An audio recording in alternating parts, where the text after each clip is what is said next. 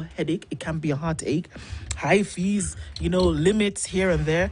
But you can access liquidity, their faster settlements and better exchange rates, all while moving money seamlessly across multiple countries. 190 countries available, 49 different currencies available. So whether you're paying your international suppliers, managing your treasury, or handling payments for your customers globally, Verto has you covered. It gives you the tools to send and receive money across countries in different currencies, and it also gives you peace of mind for secure transactions. CT, when you're sending those millions as your business today to the next, VertoFX, go to the website www.vertofx.com. See me, I'm giving you solutions.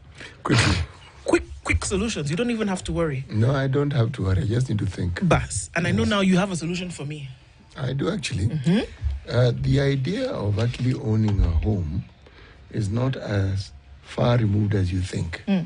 And I'm saying this with confidence because it is not me who's giving the solution. No, I'm merely telling you about a solution that has been authenticated and is being delivered to you by Diamond Trust Bank. They are saying the following. 1, they do not have hidden charges. If you pay in advance and you finish your payment early, there are no penalties. Now, what am I talking about? I'm talking about a mortgage facility that will be charged at 9% or 9.75%, depending on the length of time. 10 years, 9%. 25 years, 9.75%. And they're saying whether you are employed as in salaried, whether you have a business, whether you're in a diaspora. First of all, if you are salaried, up to 105%. Crazy. 80% up to you will get if you're in the diaspora. But these are things you can authenticate. It is possible because Diamond Trust Bank have partnered with Kenya Mortgage Refinance Company. There you go. And they're saying that this is why we're able to offer you this interest rate, and it's steady. It doesn't move, it doesn't fluctuate, it doesn't dance around, it doesn't move, the weather doesn't affect it. Please go to any Diamond Trust Bank outlet, any branch. Ask the same questions and you will get the same answers and the same response I'm giving you. If you don't have the time, you can email them at mortgages@dtbafrica.com. Beautiful stuff. All right. The Member of Parliament for Wajir South constituency is the Honourable Mohammed Adow. And guess what? He's in the studio this morning. He tried to run, but he can't. Cannot hide. Find him. He's here now. And it's always a pleasure to see you, Mohammed. Thank you for being here this morning. Good morning. Pleasure is all mine. Good morning. How are you doing? Very well. Yes? Very well. Like I said, it's good to see you. And you know why I've said that twice. We're looking at a number of issues this morning. Scrapping the extra vetting on IDs. It's one of the things that we'll look at today. But, let's welcome you properly. CT has a problem from a great country today. And then you can translate that for us and, let us know what you think about it. Yeah? Yeah. All right. We are in the Republic of the Gambia. I really like the Gambia thing. You see, other countries, just Kenya, Republic of Kenya, People's United Republic of Tanzania. This one is the Gambia. Yes. Okay? The Gambia. Yes. There is no other Gambia. Yeah. Okay? Except this one. The disobedient fowl obeys in a bowl of soup.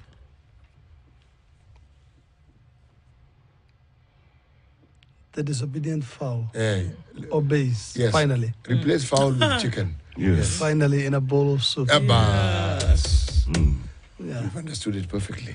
That is what it means. It's a great proverb. It means however intransigent, however uncompromising, however you are, one time, one day, you'll meet your match. Thank you.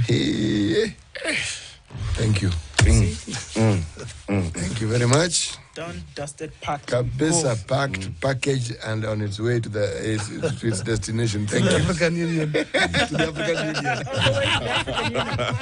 Baba and Addis Ababa. Are you going, by the way? Are you one of the 100? No, I can't afford the trip. Oh. That brings up many questions, but that is not why we are here today. We want to begin to do the Gen Z evaluation. We ask you for your watch, yes, your belt, Your tie. Well, look, Mohammed, I mean... Actually, everything I'm wearing today is from a past era. Oh. Not politics. I like this guy. Why did you introduce me before? Well, it's the first time for everything. Look, so as we get into a number of conversations, I'm just coming off of the last conversation that we had with you, where we were looking at some things and we talked about, underdevelopment in certain areas, where we talked about, where is the, money in terms of, shareable revenue that has gone to some counties. I mean, let's talk about Wajir, just as Wajir itself. And that who's responsible for making sure that the money that actually goes out is actually doing what it's supposed to do. So all of those conversations going on, and then we come in and have a conversation around, all right, the president was in this region over the last few days. He was there for 4 days, came to Wajir, was in Mandera, did the thing in Isiolo, was around, and he said certain things. And one of the agendas that he did talk about was development. I mean, the famous one that's going around now about, the road network. And he said he was going to sort that out. It is one thing that has been the bane of, these counties, that the road network is deplorable. Yes. Do you have some hope now after this 4-day visit? Yes. Oh, you do? I would say yes. I am more hopeful than ever before. As a result of his visit? As a result of the visit, but also the policies the president is adopting in dealing with northeastern region or the northern region as a whole. Mainly because this is a road we've waited for 60 years. 60 years, the counties of Wajir, Mandera and Garissa have not been connected. And today we're looking at the opportunity to finally link those counties with a road network. The contractors have already been identified. Parts of the road were part of the public-private partnership to begin with. That model could not work. Now they've turned that into, they've removed the annuity or the PPP program and now have identified contractors to do. And I would say the biggest chunk of the road from inside Wajir goes through my constituency.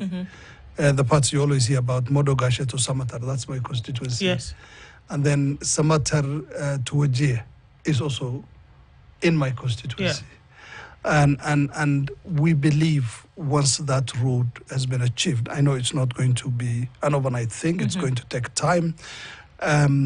We believe opening up the region will open it up for trade, will open it up for business, and would really show that potential that we've always talked about of the region. Right.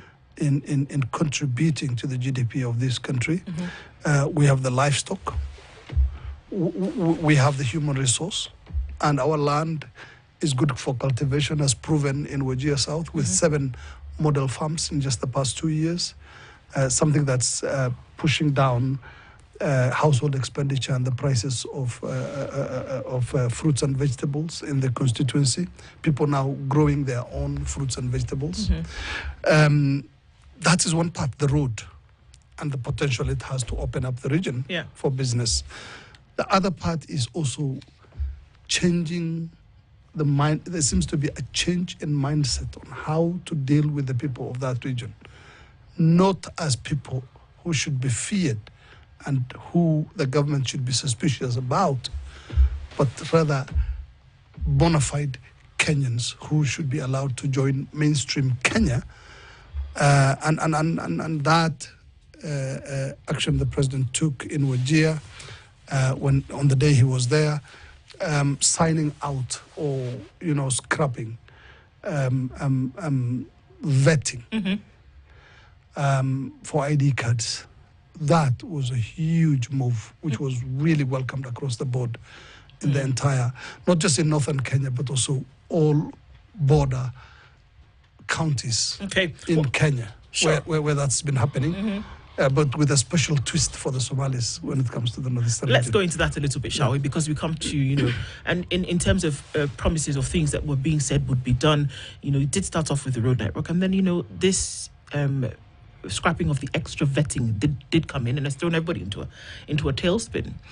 So what exactly was the issue with vetting of IDs for folks in this area previously, before we come to now how things would change with the president's pronouncements?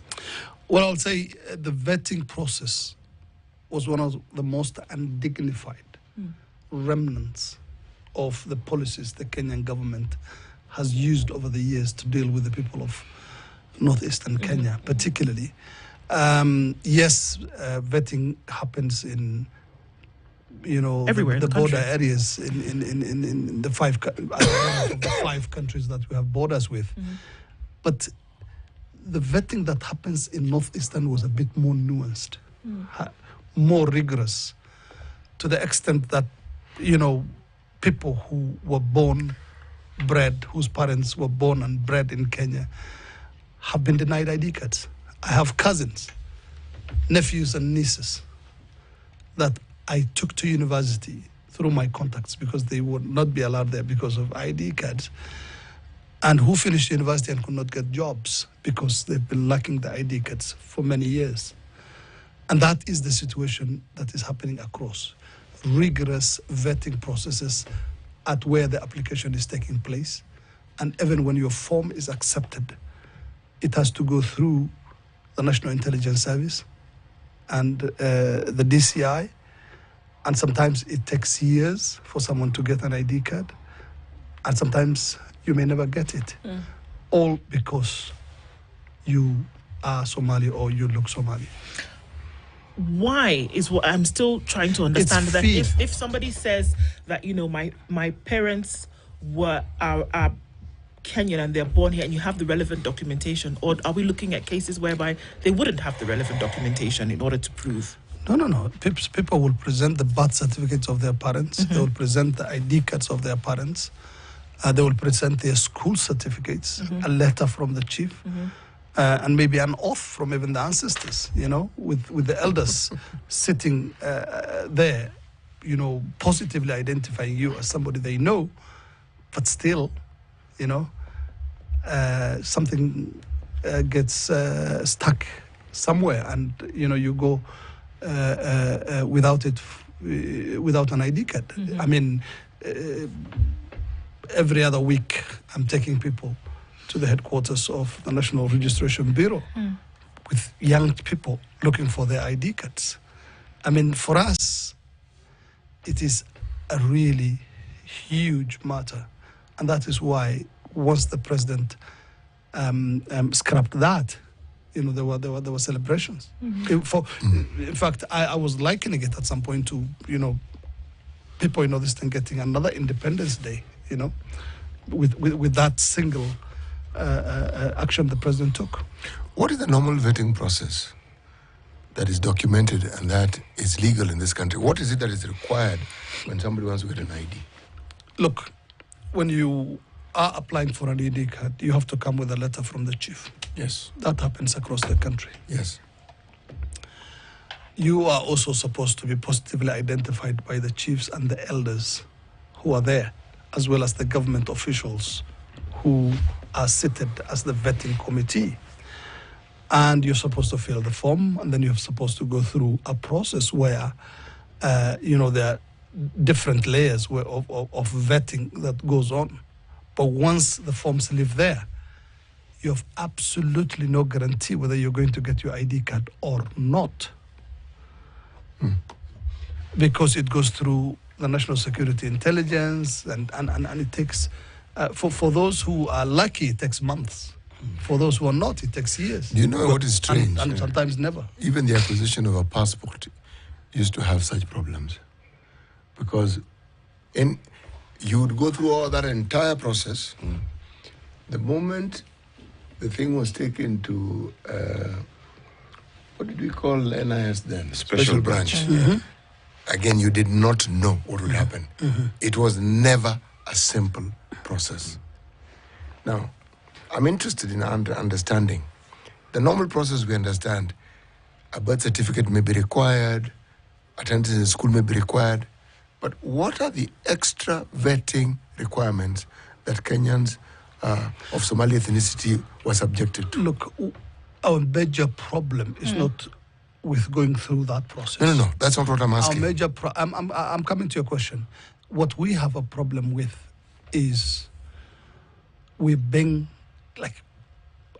administered with policies and processes that do not adhere to other Kenyans. Again, I am seeking to understand. Let me repeat myself. Yes. There are processes that Kenyans of Somali ethnicity were subjected to that other Kenyans were not subjected to. That's our major problem. In fact, there were times when Kenyans of Somali ethnicity, they were required to have an additional identity as beyond what we refer to as the national identity card. It's called the Kenyan Somali verification card. Yes. So essentially, you were a second-class citizen in your own country because it was like somebody who has an alien identification, Yes. and Like yet me. you are a citizen. Yes. This is what I wanted you to bring out. Because when people talk about the differences, many people don't understand because they think you're just going through the process. So that's one. Secondly, even when you provide all the documentation, you still do not get the ID. Exactly. There's no guarantee. Yes. Well, other people get. Yes. So now the question is, why was that the case? Look, the issue is because we are Somali people, and on the other side of our border is a country called Somalia, where the people who live there look exactly like us and speak the same language. Sure. But is that reason enough? Is that reason enough to marginalize the people of northeastern Kenya who are bona fide Kenyans, who contribute land to this country called Kenya, who are taxpayers and have also fought in the independence war for this country and have been part of the nation building process from the time we got independence until now? Is that enough? I mean, should the government segregate us? And that's what President Ruto has done away with. And that's why people in Northeastern feel that he is a different breed from the leadership we've had in Kenya since independence. And you know what? At the beginning of our conversation, I said remnants of policies the government has used to govern this region. There were instances in the past where the only interaction we had with the government was, soldiers coming to burn our villages and kill our people. There have been massacres, the Malkamari massacre in Mandera. We had the Wagala massacre in Wajir. We had the Garissa massacre. And so many atrocities. Communal punishment, collective punishment was one of the policies the government used. But over the years, with democracy and multi-party politics, and the new constitution of 2010, things improved somewhat. But there were lingering policies, such as that one. And another one, which is the failure of the governments to do away with the Indemnity Act, which indemnifies those who carried out the atrocities in Northeastern. Mohammed, may I ask you, so the extra vetting that CAP has been removed by the president, essentially, I'm sure there'll be a lot of policy work that needs to follow. But then how would it work now for folks, because you mentioned two things, that there are folks on the other side of the border who look like us and they speak the same language as we do. How then it's easy to cross, just like with any border, anywhere in the world. Absolutely. So we cross over. There's no line. You can just cross over. How would you be able to then ensure, and this is another question that came up after that, how would you be able to ensure that you're not just giving IDs with the extra vetting removed to people who are not Kenyan? Who look like us and speak like us? The onus, again, is on the people of Northeastern to ensure that this removal of the vetting process is not abused. And again, it doesn't also mean that there will be, that we have chiefs, we have government officials who are involved in the processes of issuing these ID cards. They also have to go through, they have to ensure and carry out, any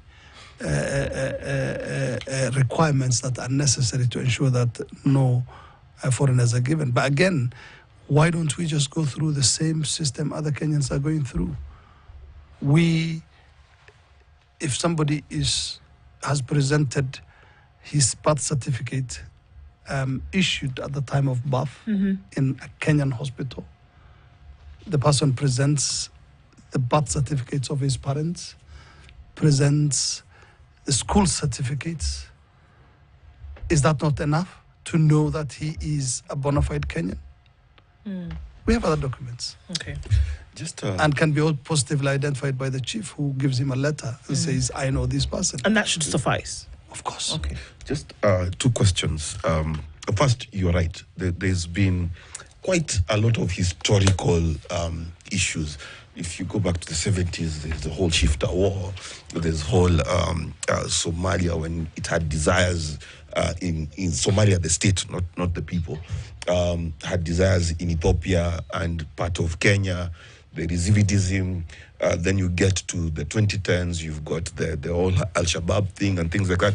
And extrajudicial killings. And extrajudicial killings and things like that. So there's a lot of history that is not so positive towards the north on both sides of the divide. Now, the question that lingers is two. One, what percentage of young people seeking IDs are not getting them?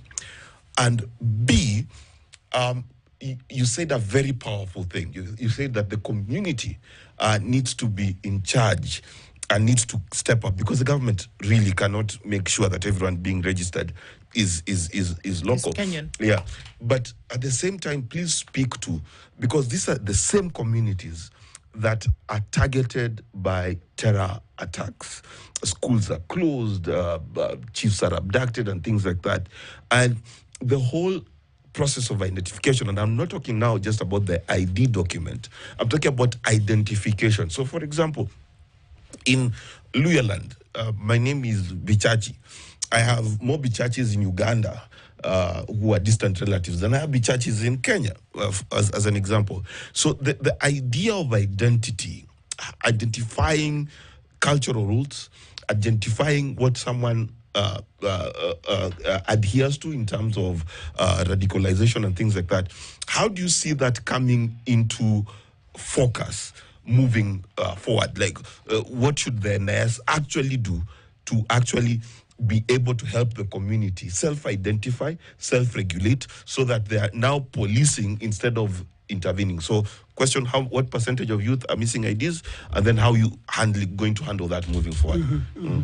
Look, in terms of how many young people are missing out on IDs, a great number are missing out on percentage. I don't have the statistics, but Ballpark? a big 5 number. out of 10, 6 out of 10. No, almost half. Wow, that's big. Almost half of those who register do not get, if not more. Because of this issue. Because of the vetting process and also the delays that, at some point people give up. At some point people give up. You will see a 60-year-old Kenyan Somali who has never had an ID card. It's quite, a common thing to see.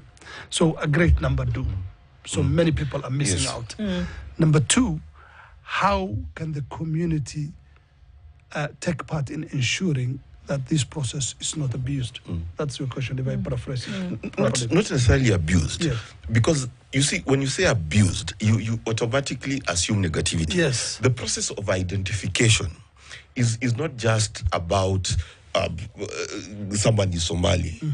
It's about it's criminality. It's very rare. Yes. For somebody from Somalia to be able to present their birth certificate, the birth certificate and ID cards of their parents. Very rare. But that's not my question. My question is actually totally different. I Yes. moved from the ID question because I think that's a right? If you're born here, you cannot be born with suspicion. Yes. Of you're born here. And that's what we've yes. been. So That's how it's been. That I've moved completely out Yes. of. I'm speaking about the security, and perhaps I should frame it this way, right? I did some work with the NCIC in Moyale, and one of the problems, one of the clans had fights. Okay, and I remember one of the elders came to speak and said it is wrong for you to say Clan A is fighting Clan B, because it's not all of us who come out of our houses To fight. We know there are XYZ people, Issues.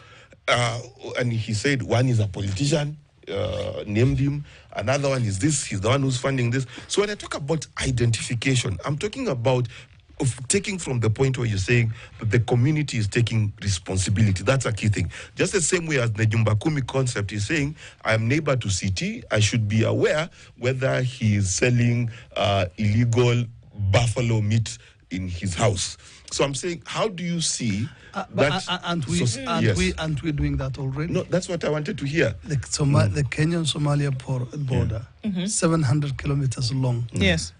is probably the most porous border Yes. in the region. Yet, the incidents of people crossing over to cause havoc have been quite few compared to how porous The border it is, because the people are working with the government. Okay. And We have been the first line of defense defense. for Kenya So that's the for thing. a very long time. So you use That's that a word. story You that use needs to that be word told. defense, and that's one of the issues that comes up, isn't it? That we cannot run away from the fact that there have been security issues. There have been security issues, and that is what lends greatly to the issue of the vetting, not necessarily because of marginalization or that there was a disconnect between the northern part of the country and other parts, because No. does this, and I'm going to the question, Yes. where does the security issue come in all of this? That the questions connected directly with the porous borders that you've raised just now, where does all of that play in line with the Are you- security issue?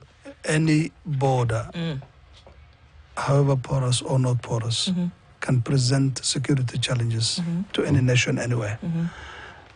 We're not the only community that spills over borders. That's very true. How has the Kenyan government dealt with other communities in a more dignified way? Why are we being subjected to the indignity Actually, of vetting you see, the when question we I would- believe we are part and parcel the of question this I would country? ask. Why do we have to go through all these hoops and loops? The question I would ask is, if you're talking marginalization, that's where I would begin. And I would ask, when we talk about the coastal region and the people who are there being marginalized, are they marginalized the same as the Somalis? The answer would be no. They share certain commonalities, but they are not.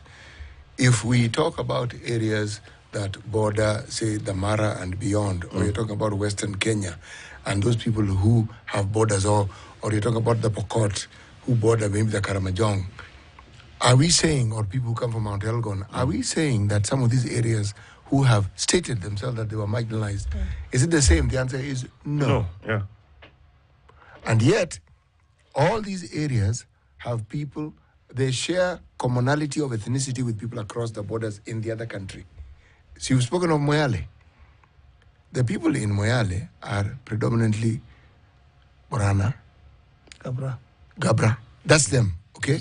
But why is it that we do not hear of the same? And yet that entire region actually experience what you call marginalization, economic marginalization, Yes. and probably any sort of marginalization you can think of. That narrative must have been pushed by some people. Exactly. And you can tell that narrative is holding water when you look at the reaction of many, many Kenyans After this, after the president's move to Okay. scrap vetting. let's take a The break on that amount note. Yeah. of xenophobia that was poured onto social media platforms was out of this world, and only shows that this is more systemic, more, And do you really believe that that is the only issue? Why it is a xenophobic issue, as opposed to some of the other things that have come about? It's fear-mongering. And I know the Somalis are taking over. You've seen it in churches. You've seen it with the politicians, who prescribe to Rigathi Gachagwa's mentality. Talking about it. I mean, we can bet also one of the major issues that comes is one I've mentioned before, because we cannot run away, as tender and as sensitive as it is, we cannot run away from the fact that when we look at very many activities, and we're not even talking about the Kenyan side, we're talking about the Somali side. We're talking about the fact that insecurity has been a major issue. When we want to look at things like Al-Shabaab, when we want to look at terrorism, where KDF has been stationed for years, that is an issue. And somebody wants to ask the question and say, are we then opening it up for anybody to come into the country? And I think that is one thing that, again, as sensitive as it is, we cannot run away from. Can I also add on to this and say, before we went into Somali, many of these problems we had, we did not have. Nope. We did not. No, we did not. We had problems, but not of the nature that we see. It's not when you treat people the way they were treating them, or the way they are treating still in some cases, with suspicion and fear. Okay, so like you can't treat everybody like everybody's a terrorist. They are not going to work with you. They're not going to be, cooperative and all that. So we're saying it's the wrong way of dealing with people. Okay. It's when you bring people in to the mainstream society and make the community feel like it's part of a solution, not treat it like that is when we will defeat those who want to carry out these attacks and foment. Let's look into that a little bit more in terms of solutions, because if anything, we must have a solution-oriented conversation, and the community has to come into this conversation here. So beyond what the president said, how is the community actually going to work to make sure that happens? Because the president can say anything. He can say anything, but in terms of making it work moving forward, something totally different. So let's take a break on that note if we can. Wajir South Member of Parliament is our guest this hour, and we're looking at the scrapping of extra vetting in the northeastern region of this country and saying, okay, so what does it mean moving forward? Before we take that break, Mark, remind us, numbers, 1 million people into the job market every year. In fact, those 50% of Northeasterners who are going to get their IDs, there's a brilliant opportunity for them waiting via KCB to Jiajiri program. Exactly. So they can get TVET access, Mashimiwa. They can go be trained, upscale their skills. When the road shows up, the businesses that they can set up, they need to join this program so that they can learn not only to see the opportunities that are coming, but to prepare for them and use that identification that they can get to be able to be self-employed and create employment for their friends via the KCB to Jiajiri platform, which will certify them as certified businessmen and also incubate their businesses. So to Jiajiri from KCB Foundation, definitely. And if you have 200 shillings, you might want to start putting that away. Pole, because Jubilee Health Insurance says, you know what, you can actually do that. How do you go about it? You put away 200 shillings and immediately you can start to access the healthcare that you need. This is the website, www.jubileeinsurance.com. You want to send the word health, if you're going to use your mobile phone, to 40634.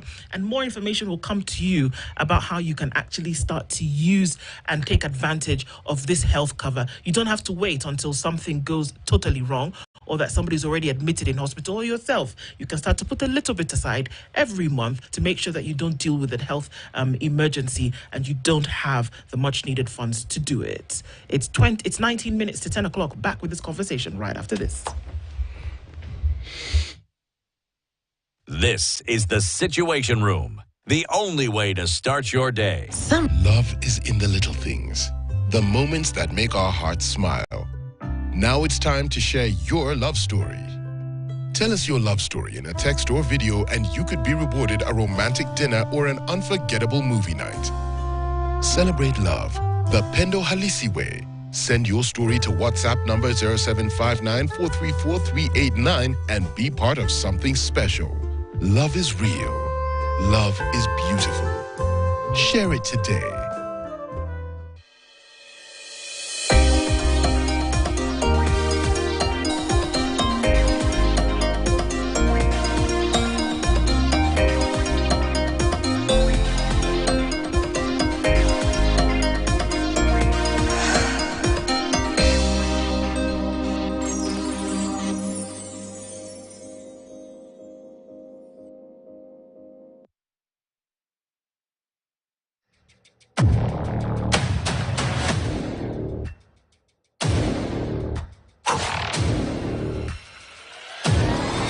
We all know why we're all here. The mission is to attack. Who are we attacking? Creatives, TikTokers, Wahesh, skillpreneurs, Mastori, Vibe. Tuna finish kumalo, alafu tunagoda tena. Halo, nimekuja na tangazo. Nilikutana na Kilimani, Nairobi, 2015. DJ Magic E. Enjoy the music.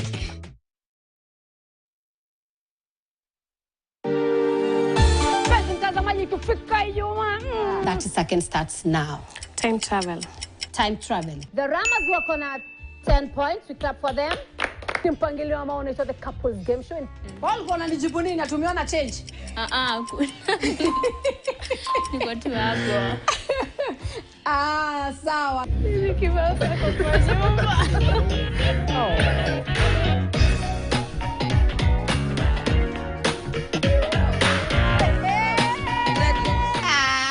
Shapita na uko shapata pole. Na kama uko pale nyumbani na ungelipenda kuungana na sisi, unatuandikia tu SMS kwa 22151 ama unatupatia maoni yako at KTN Home. Yaani lazima mkajuana miezi 8. Si ati mnajuana siku moja, miezi 8. Kwa all social media, iwe Twitter, iwe nini. Unatufuata, unanifuata mimi Zaina Ruhi Murungu.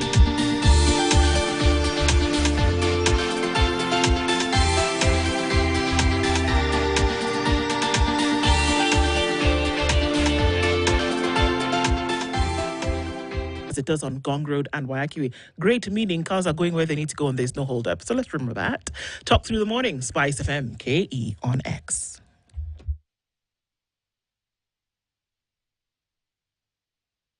Mature, intelligent talk every morning. Spice up yourself.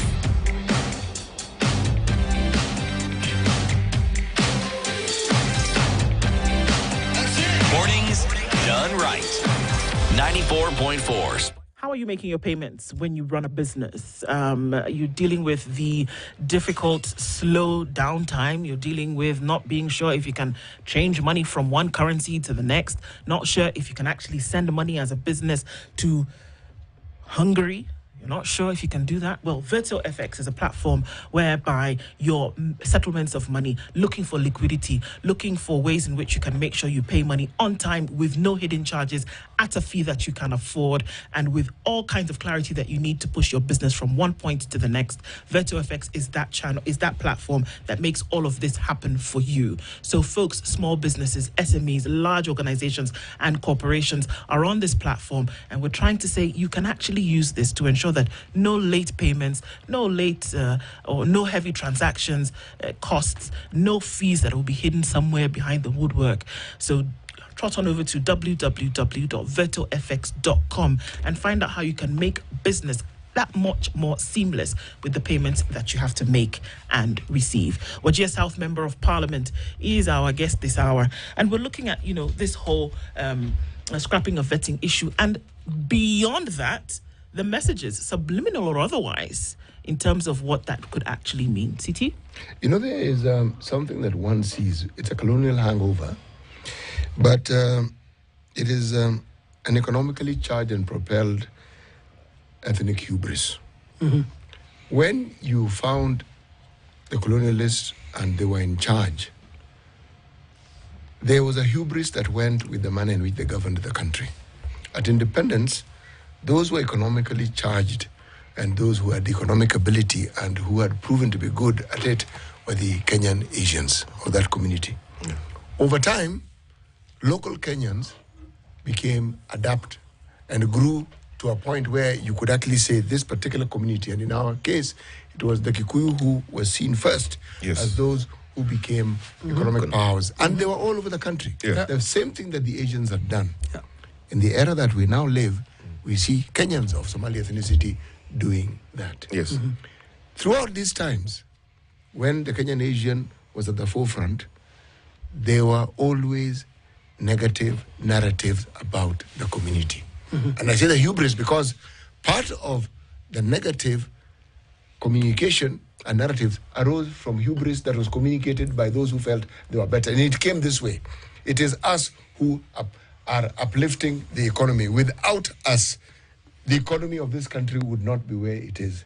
Now, when that is stated, what it sounds like to the other, God knows how many other communities in the country, they say, so the rest of us are doing nothing. Is that what you are suggesting? Negative communication and negative narratives often have these economic issues at the backdrop of it. And you see, Siti, you're so right. There's something that is dangerous in this country, and that is the opinion of an entire tribe as one thing. There was one time I complained at the airport. I was called a Luo. Na nikaambiwa, nyinyi wa Jaluo, what is wrong with you? Because I complained. What had you done? Yeah? You're vocal. Yes, and I was vocal at the time when the president was a Kikuyu, and the person complaining happened to be a Kikuyu. I'm not a Luo, but Luos are the ones who complain. There's something very important. We must realize there's someone called a terrorist. He is not a tribe. Exactly. Right?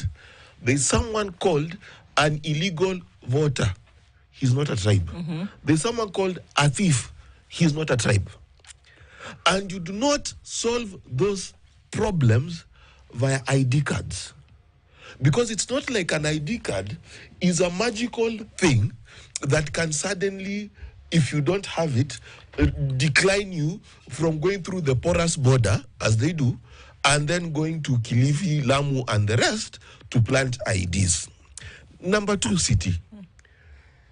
Our intelligence service, our police, our IEBC. You cannot convince me that the people who have successfully stopped attack after attack, that we don't hear about, that we do not have Dusit D2 again. Westgate is many years ago, it has reopened. Then we say that the identity card is the only tool they have to do their work. It is not true. We should understand, and Mheshimiwa, me, I'll hold you to this. Society has the role to discipline its own members. Yes. Okay? That's where it starts. Security starts at home. But we cannot discriminate on the basis that there be churches in Uganda, then you assume all be churches speak loudly like me. So, Mheshimiwa, that is a... Yes, Bichachi. You're so right, and you've hit the nail on the head. To be honest with you, we are looking at the issuance of ID cards as a means unto itself in terms of curbing insecurity and stopping the hotheads that want to cause havoc in our country. But this is just a document. Yet, you are treating the people who are living at the border, who should be your first line of defense, and who've always Who you should invite to actually help you in this war. Exactly. Okay. Who've always been at the forefront of ensuring that this country is secure. You're treating them badly. You're calling them names. You're calling them terrorists. You do not differentiate between them and the person who went into Dusit and killed our people, the person who went into Westgate and killed our people.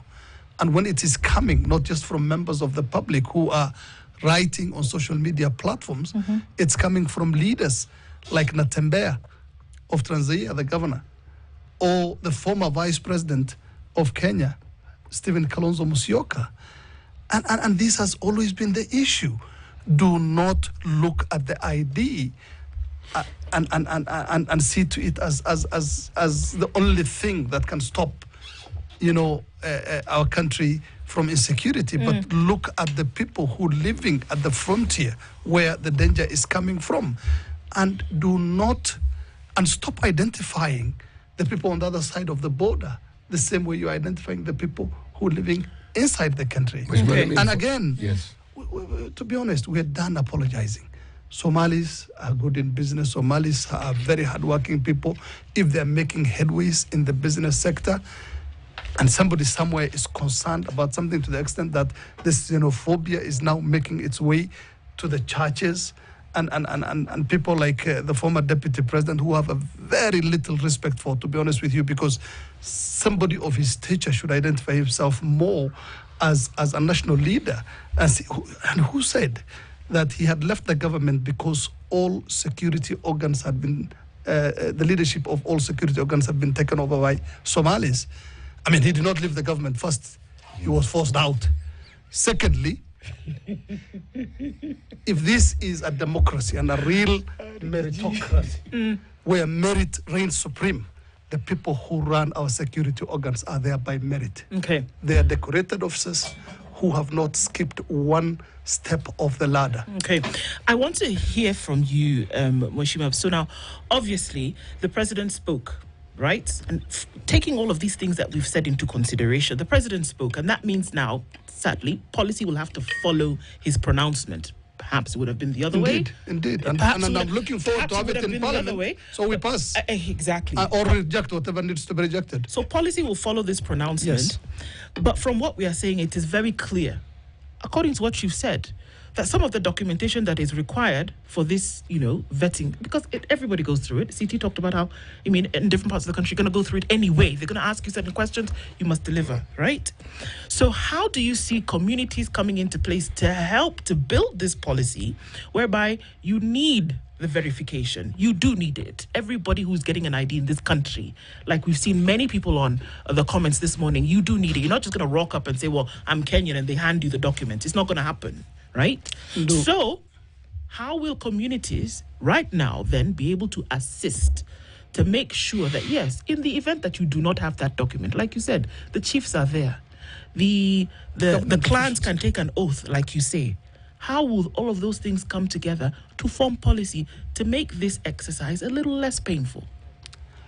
Listen, the government has been applying the wrong policies before, and that has had ramifications. Choices have consequences. Since independence, the people of that region have been dealt with very roughly, from massacres to name any, atrocities and crimes against humanity. Now, the key to what we are seeking, which is safety and stability, is inclusivity. Bring in those people from the cold. Stop administering a different set of rules and laws that do not have any effect on the other part of Kenya. Stop treating them like second-class citizens. And only then, once inclusivity takes hold. I mean, we've been playing our role despite the exclusion. I understand this, but my question is And we are ready clear. to play our role. My question is very different. I am saying, because you said it here, in the event that somebody needs to go through the process and there's a documentation that you do not have. You don't have it. It's not a matter of, you don't have it. This is what they need. You don't have it. Yes. How are communities going to join government, because it's government essentially that's giving you this document? How will communities then be able to play the part and join this policy whereby we say, in the event that you don't have the document, will we have conforming, cooperative members of the community who are going to be able to come in and say, yes, this is actually somebody? I would assure you that we are ready to play our role. And again, I'll repeat again, we've already been playing our role. Okay. Even despite this, in spite of how we've been treated, in spite of all these rules that do not apply to other Kenyans having, being used in the region, we have already been playing out, and we are ready to go a step further, go the extra mile to ensure that we protect our country as we've always been protecting, and even beyond. The beauty of this conversation, it broadens the discussion around the process of marginalization which we institutionalize in this country against many communities. Yes. And the Kenyans of Somali ethnicity issue points to something that should have been rectified a long time ago and hasn't. City in Kibra, there's a community called the Nubian. No? The Nubians. Nubia. Yes. That spent years not being identified as Kenyans. More than 50 years. And yet they live in the heart of the city. Yes. Okay? and they have been dispossessed of land because of that. Land which was genuinely apportioned to them by the authority of that particular time. Yes. It was given to them. And then on top of that, not just losing land. When they lost the land, they lost the economic empowerment. So they've had generations of poverty because the government refused to do right by them. And I keep telling people, separate the evil people from a community. And Mark, every place I've gone, the where there's Nubians issues, have the same problem of identification like the Kenyans of Somali ethnicity. Yes, Believe me, exactly. same process. And the thing is, we keep identifying people with a community. And I remember every place I've ever gone city where communities have been called cattle rustlers. I talked to a woman and she said, Mimi si mwizi wa ng'ombe. Why don't I have a road? You know, so there's clear focus in my mind. Separate bad people from a tribe and a religion. Those things are very different. Yes, it's difficult though. It is difficult. Yeah. And even as we wrap up this conversation, Reshima, what would you hope to see? In a short bit, what would you hope to see in the next, because it's probably going to be very quick. What do you hope to see? Well, I hope to see a more inclusive Kenya, because in inclusivity lies our salvation. And we are a nation that is more or less a jumble of ethnic groups, right, drawing in different directions, whose only knowledge of the next ethnic group is just the stereotypes that we like, brandishing around on the streets. We need to be a more cohesive nation that feels for each other. A landslide in Muranga should cause a lot of pain in Mandera. Absolutely. A ferry sinking in Lake Victoria should be a concern for the whole nation. We need to draw together and unite for the sake of this country, because we don't have a spare country. Indeed. Well, yourself, Member of Parliament, Mohammed Adow, has been our guest this hour. Thank you for joining us with that. And as you take this break getting into the morning, don't forget to grab your Delamere yogurt, because you know what? It's the perfect companion when you're taking a break. It's your breakfast on the go. It's your snack. It is your break from work or your break from studies with all the great flavors. Take that with you. Good morning. It's 10 a.m.